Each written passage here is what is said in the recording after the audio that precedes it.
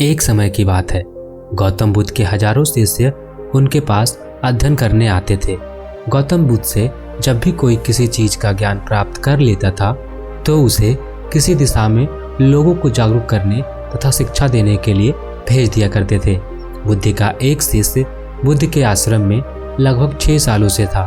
वह शिष्य महात्मा बुद्ध के पास आया और बुद्ध से कहा, मुझे यहाँ आए लगभग 6 साल हो गए।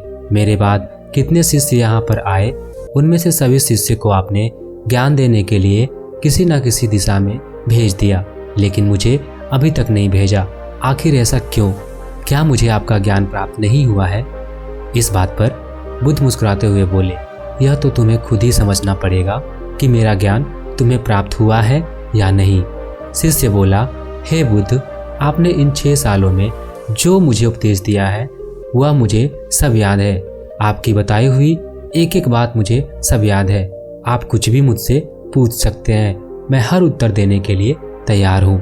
आप मुझे एक मौका तो दें ताकि मैं किसी भी दिशा में जाकर लोगों को अपने ज्ञान के बारे में बता सकूं। इस पर बुद्ध ने बोला कि ज्ञान की बात को याद रखने से कोई फायदा नहीं जब तक तुम उस आदत को खुद नहीं अपनाओ। शिष्य ने कहा, जो भी हो कृपया मुझे एक मौका जरूर दे। आप मुझ पर भरोसा रखें, मैं सभी को अपने ज्ञान से प्रभावित कर सकता हूँ। मैं लोगों को ऐसी बातें बता सकता हूँ जिससे लोगों के जीवन में शांति आ जाएगी और वह अपना शांतिपूर्वक जीवन जी पाएंगे। तो फिर बुद्ध ने कहा, अभी तुम तैयार नहीं हो। जब तुम उसके लिए तैयार हो जाओगे तो फिर मैं तुम्हें खुद ही किसी दिशा में जाने के लिए बोल दूंगा। शिष्य ने कहा, क्या आपने मुझे इन 6 वर्षों में इतना भी ज्ञान नहीं दिया कि मैं किसी को प्रभावित ना कर पाऊं? बुद्ध ने कहा, ठीक है, तुम पूर्व दिशा में चले जाओ और वहाँ एक गांव मिलेगा। वहाँ से भिक्षा मांग कर लाना और अपने ज्ञान से लोगों की मदद करना। कल सुबह तुम वहाँ अकेले जाना और शाम में आकर मुझे बताना कि तुमने लोगों की सहायता कैसे की। शिष्य यह बात सुनकर बहुत खुश हुआ और आशीर्वाद लेकर चला गया। वो रात भर ज्ञान समेटता रहा और मन ही मन सोच रहा था कि मैं वहाँ ज्ञान का ऐसा छाप छोड़ूंगा कि वहाँ के लोगों के साथ बुद्ध भी मुझसे प्रभावित हो जाएंगे। सुबह उठकर वह महात्मा बुद्ध को प्रणाम करने गया। उन्हें प्रणाम कर वह पूर्व दिशा की तरफ निकल गया।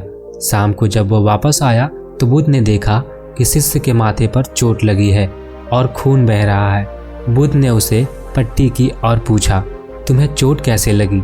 शिष्य ने कहा, वहाँ के लोग बेहद ही दुष्ट हैं, उन्हें जरा भी बुद्धि नहीं है।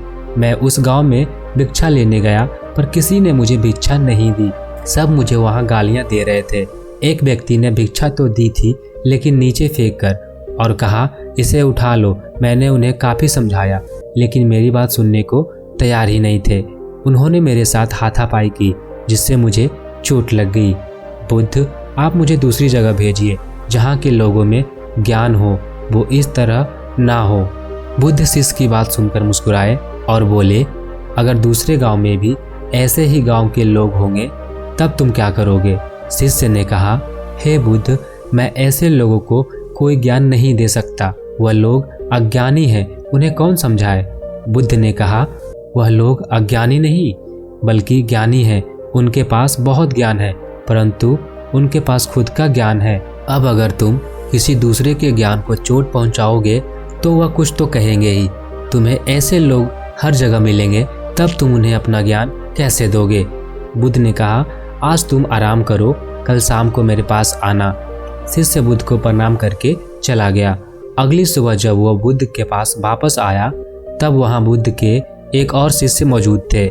उनके हाथ में भी चोट लगी हुई थी। बुद्ध ने शिष्य के हाथ पर चोट देखकर उस पर पट्टी की और उससे पूछा, तुम्हें यह चोट कैसे लगी?